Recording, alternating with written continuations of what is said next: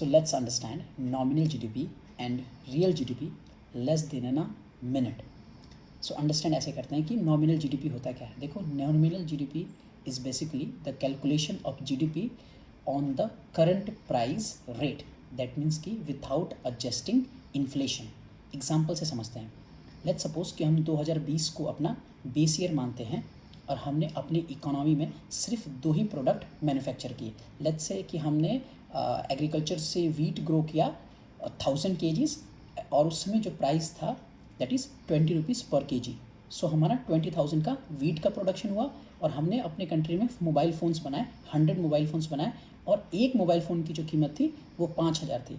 सो कितना हो गया, 100 मोबाइल फ़ोन्स थे और हमने 5,000 का एक का प्राइस है, तो टोटल हमारा 5 लाख हो गया. सो हमारा जो नॉमिनल जीडीपी हुआ 2020 का वो था हमारा 5,20,000.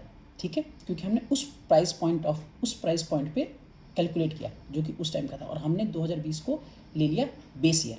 अब अगर हम कंपेयर करते हैं 2024 से, तो लेट्स से कि 2024 में हमने क्या मैन्युफैक्चर किया, हमने अगेन मैन्युफैक्चर किया same 1000 kg of wheat and 100 mobile phones. But अब इन्फ्लेशन बढ़ के क्या सीन हो गया है कि जो फ़ोन की कीमतें हैं वो 5,000 से 6,000 हो गई हैं और जो वीट की कीमत है वो 20 से बढ़ के 30 रुपये हो गई है. तो इन दैट केस 30,000 हो गया हमारा वीट का प्राइस और हमारा फ़ोन हो गया 6 lakhs. तो अगर हम नॉमिनल जीडीपी देखते हैं तो हमारा जीडीपी का ग्रोथ कितना हो गया, 5,20,000 से 6,30,000. तो ये हमारा हो गया नॉमिनल जीडीपी जिसमें हमने इन्फ्लेशन एडजस्ट नहीं किया. लेकिन अगर हम बात करते हैं रियल जीडीपी की, तो रियल जीडीपी हमें देखना पड़ेगा सेम बेस ईयर के प्राइस पे.